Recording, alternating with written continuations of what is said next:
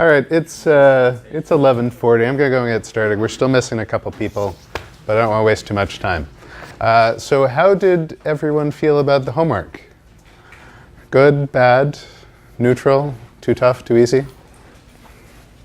Okay. I know that about a quarter of the class did not turn it in. I know from one person that she didn't realize how to turn it in. Just as a reminder, email it directly to me and I'll send you back a response saying that I got it. If you didn't get back a response, then you probably sent it to the wrong person and you should try again. And you do need to turn in the homeworks, otherwise you will fail the class. That's basically the only way you can fail the class. I'm very easy on grading. Everybody who turned in the homework made at least one mistake. They all got it marked down as completed. The only way to not get it completed is to not turn it in. Okay? So turn it in. So I said I would talk about the homework, so let's talk about exactly how to solve the problem. I know at least 2 people actually solved the whole thing almost entirely correctly, so it is possible. So the problem was bullseye. It's a Google Code Jam problem. So this is from an actual competition. This is the sort of problem you'll see in a competition. And the basis of the problem is you've got these series of rings. The inner radius of the first ring is R, and then you've got white and black rings spaced 1 unit apart. And you have T units of paint, each of which paints pi units of area. And the question is, how many rings can you draw with a given R and a given T? All right, and that was the problem. But the first question I asked is, how much paint is it going to take to paint the nth ring? All right, practically everybody got at least the idea of this right. So the inner radius of the nth ring is R plus 2n minus 1. The outer radius of the nth ring is R plus 2n minus 2. So the paint needed to paint the nth ring is R plus 2n minus 2 squared minus R plus 2n minus 1 squared. There were a couple of mistakes that people made here. One, they forgot about this pi units of paint that lets you cancel out pi in this formula. That's really good because we don't like working with irrational numbers. So some people left that in the formula. The other much more common problem was that they left it in this form. And while that's perfectly fine algebraically, computationally, that's a problem because you can simplify this down to the much simpler 2r plus 4n minus 3. And in particular, that means you don't have to do any squares and you're dealing with much smaller numbers. So while algebraically these are equivalent, in the computer, oftentimes when you're squaring large numbers, that can lead to integer overflows, that can lead to rounding problems. And so you want to use the simplest expression you can. Okay, so that's the start. B said, okay, given that we have this formula for any particular ring, what's a simple way to calculate the area of all of the rings? And the answer is we start with the first ring, calculate how much paint it takes for that one, deduct it from our total amount of paint. Then we go on to the next ring, do the same thing until we don't have enough paint for the next ring, and then that's how we know. At that point, we're done, and however many rings we've painted is the maximum we can. Okay? And again, most everybody got that right. That's the simple one. And so that solution is linear in the total number of rings because we have to go through each ring in order, first the first, then the second, then the third, and so on and so forth until we get to the last one. We can't skip any, and so we have to take the same amount of time for each ring. So it's order n.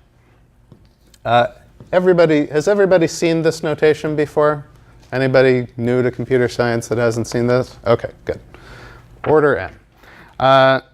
And if you just plug in, try a couple of different calculations, I also asked what's the maximum possible number of rings using the small input limits that you could draw. And the small input limits say R has to be between 1 and 1,000, and T has to be between 1 and 1,000. So the maximum possible rings are going to be with r as small as possible so that these rings are smaller, and t as large as possible so that we've got the most rings, or got the most paint to work with.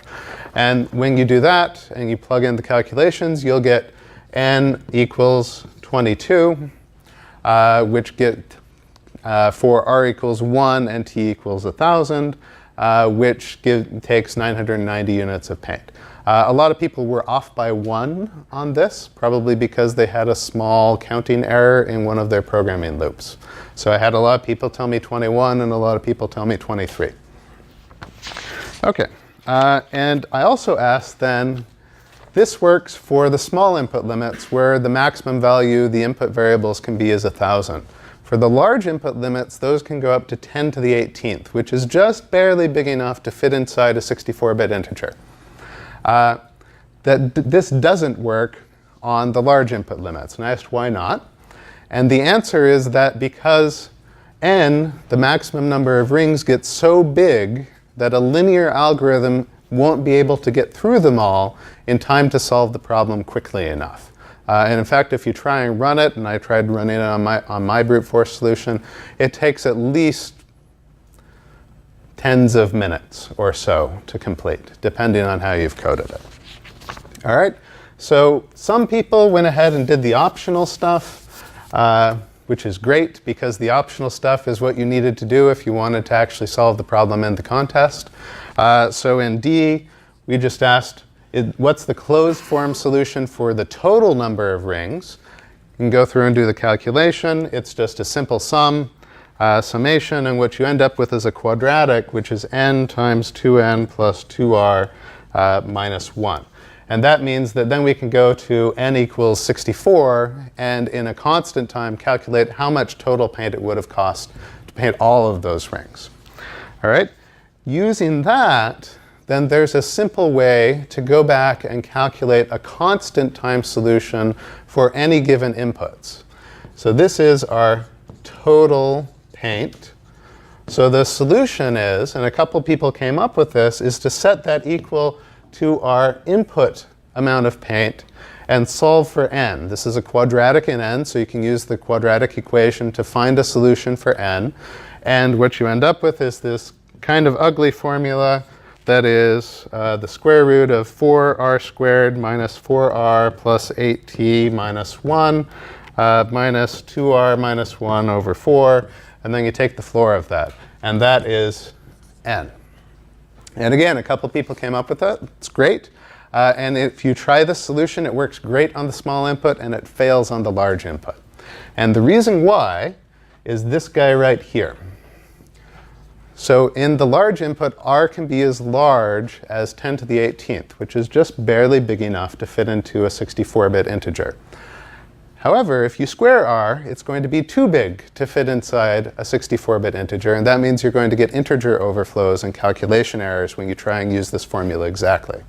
So to actually solve this formula exactly, you either need to use something like a big integer, something that can handle much larger integers, and you're going to need to, or you're going to need to implement some sort of binary search solution on the solution space to identify what you need in logarithmic time. And we'll get into sort of the details of those in a couple weeks. All right? Any questions on the homework? Yeah? There's just one note. I also want to point out you can use big integers, so for example in Java, to handle those large numbers. But for the Google Code Jam at least, the language that you actually implement is very flexible. So if you implement the actual formula in, for example, MATLAB, MATLAB can handle numbers that big, and it's actually going to give you the correct solution right away. So this is one case where the language of choice. It does matter. Yeah, so in particular, things like C++ are going to struggle with that because there's no native big integer type in C++. It's going to be a lot harder to do that correctly. You're going to have to do some of your own algorithm design just to do that mathematical calculation. OK, so there's no other questions on the homework. Let's get to what we're going to talk about today. So last week we did an introduction, kind of gave you some fairly easy problems. This week we're going to talk about data structures, okay? So we're going to talk about data structures, what they are, why they're important for programming competitions, and how to use them effectively. Today I'm going to talk about data structures that are going to be useful in a wide range of different problems. There are some that are really only useful for particular subsets of problems. I'll get to those when we talk about that subject. So a data structure is a way to organize your data so that you have access to particular methods that are efficient. So you define a data structure by two things. The first is the implementation, and the second is the interface. So the interface says, these are the things that this data structure supports. Maybe I can add and remove items from the data structure. Maybe I can find a particular kind of item in the data structure. And I can do all of these effectively and efficiently. And the interface is sort of the under-the-hood behavior of how that is actually done in the code that supports that data structure. So for your purposes, when you're trying to solve problems quickly, what's most important is the interface. Because ideally, you shouldn't have to deal with the implementation. You should be able to go and find a library or make a library ahead of time that implements it and just use that during the contest. So what is important to you now is how to identify what kind of data structure you'll want to use and to know what kinds of functions different data structures will support. I'm sure in your regular algorithms classes, they'll talk all about how to actually implement all of these. But I'm going to kind of skim over that today. OK? So let's talk about why you might want to use a data structure. Has everybody talked in one of their classes or another about sorting? Right? Sorting is the canonical sort of algorithms problem. Who's heard of quicksort? All right, who could implement quicksort in 5 minutes? Awesome, OK, good job. Quicksort is really hard to write because it's tricky. Does everybody remember the basic algorithm for quicksort? All right, so the idea for quicksort is you have a fixed array of integers, and you pick an integer, you pick one of the numbers, and that's your pivot, and you sort all of the other numbers so that the ones that are less than that pivot have a lower index, and the ones that are greater than that pivot have a higher index. And then you split up into the ones that are lower and the ones that are higher, and you recurse, and you do the same thing on those. All right? And it works great. It's very fast. It's effective sort, and it is a bitch to implement. Never try and write a quicksort during a programming competition because it is terrible to try and write it because there are so many edge cases, it is really easy to get wrong. So let's talk about another sort that uses a data structure. Who's heard of a quicksort or of a heap sort? All right. OK, so you guys know what heaps are. These are one of the things we're going to talk about today. So suppose, for the sake of argument, we'll talk more about this in a bit, that you have a data structure that supports two methods. You have an insert method that takes an element and puts it into the structure. And then you have a extract min function that looks in the structure, finds the minimum value in the structure, removes it, and gives it back to you. Then you can write a 4-line sort using this. All right? If you have an array A with n elements, then how do you implement a sort with this data structure? Who remembers how to do this? Not one of the TAs. Yep.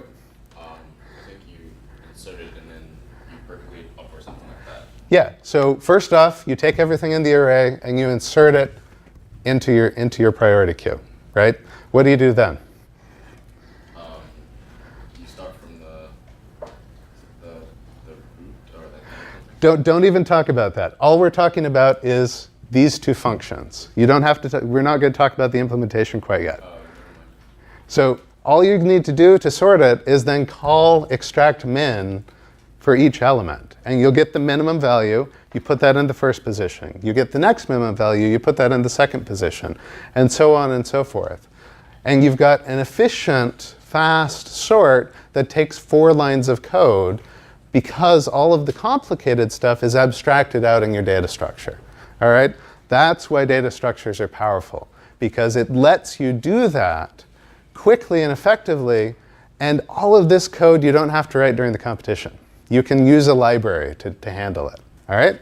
So that's why data structures are important. And so anytime you want to do something that you can abstract where, oh, you say, okay, I can use this extract min function to do this really easily. That's when you would want to set something like this up. So we're going to talk about a couple of different data structures that are very useful for these kinds of operations. So the first one we're going to talk about is stacks and queues. Who's done stacks and queues before? Okay, so about half the class. All right, so a stack and a queue is basically the next level up from a straight fixed array. So if we have a fixed array that maybe contains the elements from 1 to 7, then what a fixed array does is says, okay, we can access any of those elements by giving it an index. Maybe we're 0 indexed. So we just access the index. Stacks and queues simplify that. So now instead of accessing an arbitrary element, stacks and queues give you two different methods. One is an insert method and one is a remove method. And the difference is in how the remove method works. So for a stack, you've got an insert method that is normally called, for historical reasons, push. And then you've got a remove method that is normally called pop. And the remove method, who can tell me which element the remove method gives us? The top element? The last one. Yes, the most recently added element. So that gives you the most recently added. So that means if you do a push 1, a push 2, a push 3, and then you pop, that is going to give you what number? 3, right. Okay, so that's a stack. A queue is almost identical, except that for a queue, what you get back is not the most recent element, but the first element you added that's still on the queue. So that would be 1 for this one. All right. You can also have something called a double-ended queue, which supports both of these, so you can insert and remove elements from either end. And those are going to be useful in a couple of different ways. So this is called a last in, first out model. This is a first in, first out model for the queue. So stacks you're going to see basically all the time. Anytime you want to process tasks or elements that you need to do, and you need to do them in an order that's based on when you insert them. So for a lot of recursive algorithms, that create subproblems, maybe you'll pop a problem off of the stack, you'll solve it, and then you'll push those subproblems back on the stack, and then you'll keep pulling things off to work with. So stacks are going to be seen a lot in recursive algorithms. Queues are going to be seen any time that you want to process elements in a set order, based on how you push them onto the stack.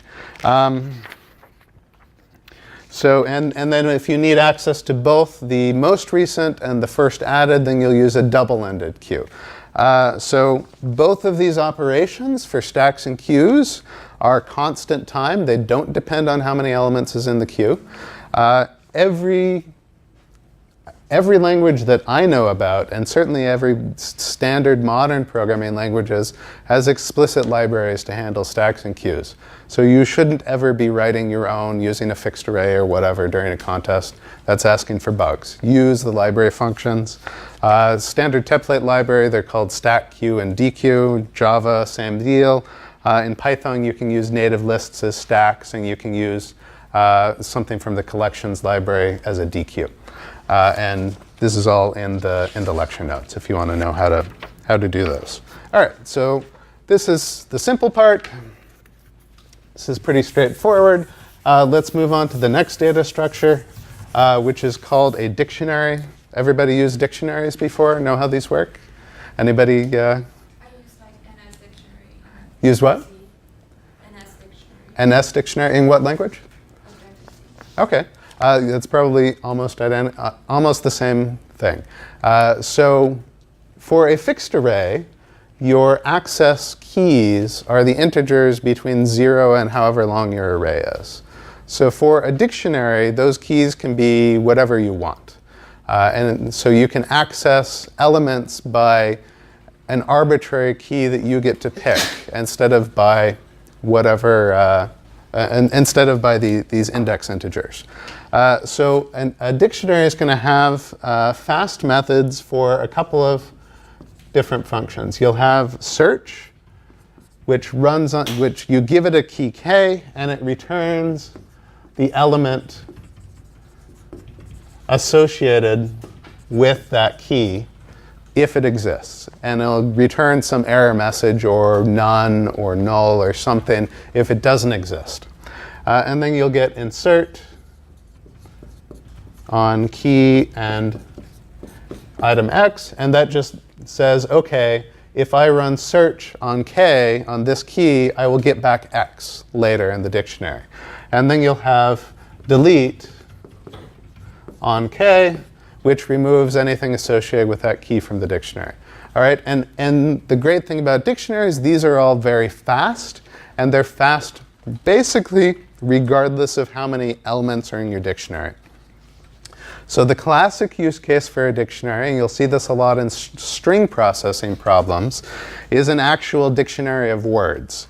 So say you have valid words that you want to use for something where the words are keys and the elements associated with them are basically Booleans marking whether they're in the element or not. So suppose we have some string s, we'll call it peanut butter, and we have a problem where we want to split our string into two words, both of which are in our dictionary. And maybe our dictionary looks like we've got pea, nut, falafel, peanut, and butter. And so we want to figure out how to split this string into two words so that each of those subwords are in our dictionary. And maybe this isn't all of the words. So this is n equals 5. This is really small. So if we wanted to do that with a really small dictionary, all we would need to do is go through at each division and check for whether each of these words is in the dictionary. So here we would go and say, OK, we've got peanut. We'd walk through and say, OK, peanut's here. Here we've got butter. We'd walk through and say butter's here.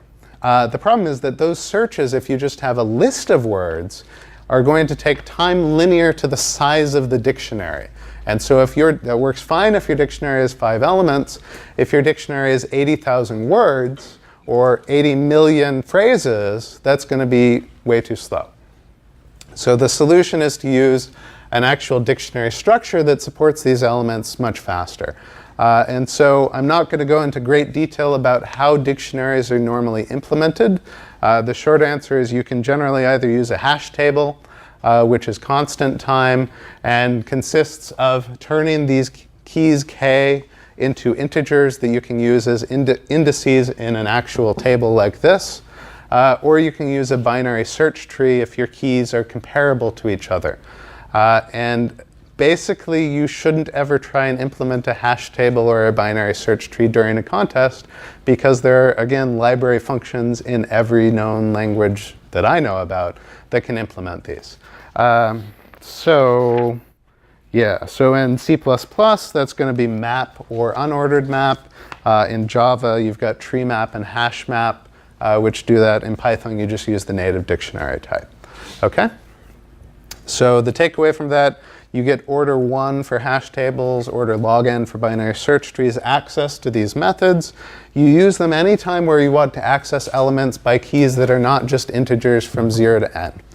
And it lets you get very fast testing that is basically independent of the size of the dictionary. So it's great for systems where you have very large sets of data that you quickly want to see whether something is in that set or not.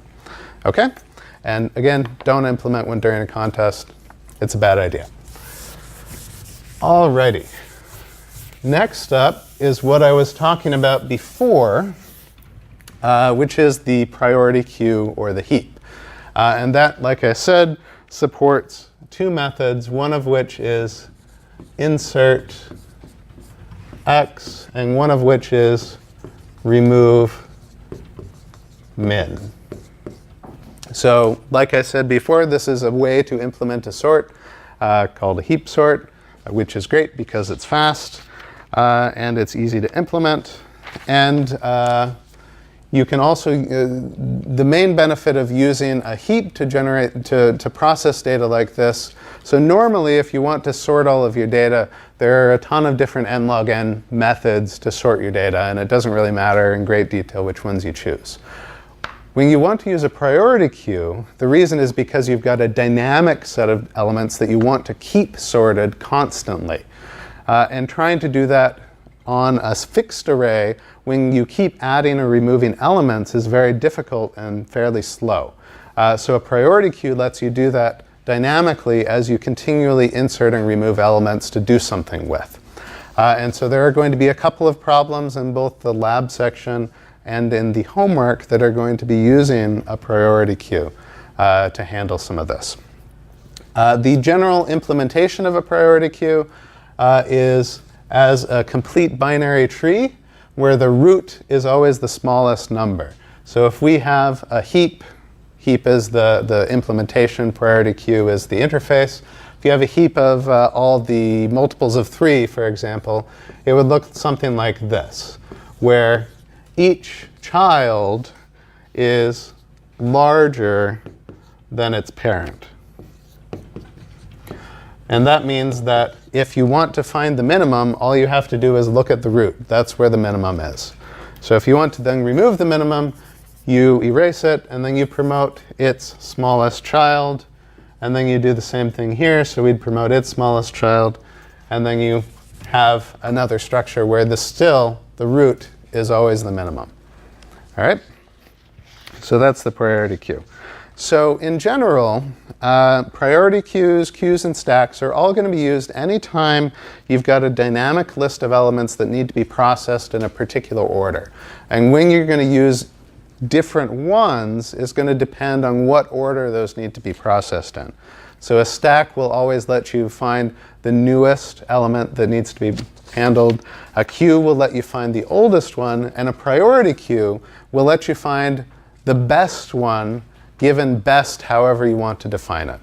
And that's going to depend on the problem. So you just, if you have any algorithm that's going to require you to process items in a particular order, then what you do is identify a priority that you can use to decide which order to do it in, and then push them into a heap or a queue, a priority queue, using that priority as to control the organization of it. So we'll see these a ton, both today and in later classes, in particular when we get to graph theory problems. There's a lot of graph theory problems that are dependent on fast priority queues for their processing. Okay. Again, priority queues are implemented in nearly every language. So it's called a priority queue in C++. It's called a priority queue in Java. In Python, it's a heap queue package that you can use that processes standard Python lists. And again, this is all in the lecture notes. Okay, so let's talk about some structures that don't have library support, because these are ones that you might actually need to implement during a contest. So the first one is called union find. Has anyone heard of this one before? You'll occasionally hear this in algorithms classes, and it's surprisingly useful. So a union find is a structure that's meant to store elements along with which set each element belongs to. So if you have a disjoint set of elements where each element belongs in one and only one set, this is what you want to use to do that. So one way to store that, so suppose we've got our fixed array from 1 to 7, and we've got maybe 4 sets. So we've got one set that contains 1, 4, and 5, one set that contains 2 and 6, one set that contains just 3, and one set that contains just 7. So one way we could store sort of which set each of these are are in is we could label the sets from 1 to 4, and then we can make a sister array, a supplemental array, that for each element in A, in S, we'll have the matching element be the set that the element in A belongs to. So if we make S, then we're going to start off with 1, 2, 3, 1, 1, 2, 4, right? And so then if we need to quickly find out which set an element it is, it's just a lookup in a table.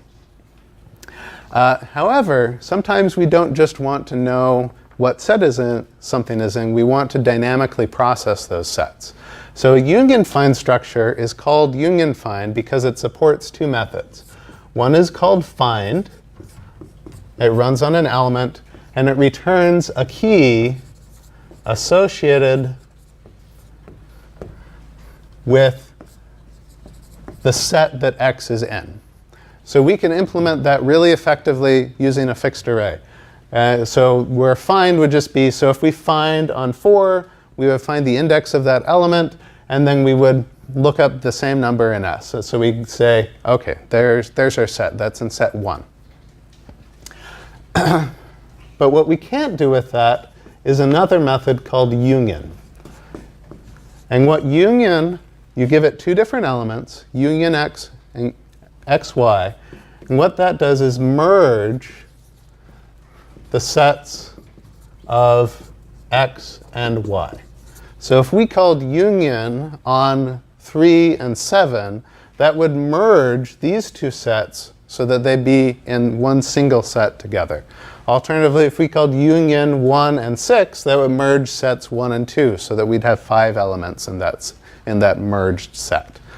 So if we wanted to implement that with a fixed array like this, what we would have to do is say, okay, suppose we wanted to merge 3 and 4.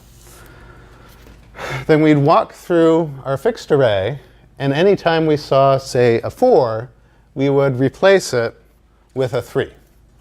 And then that would say, okay, now we're merged. Now we know that 7 is actually in 3 and not in 4 anymore. The problem is that takes time proportional to the total number of elements, because we have to go through every element of our supplemental array. So here's an alternative approach. Suppose we have, from each set, we pick a representative element that will be the parent of that set.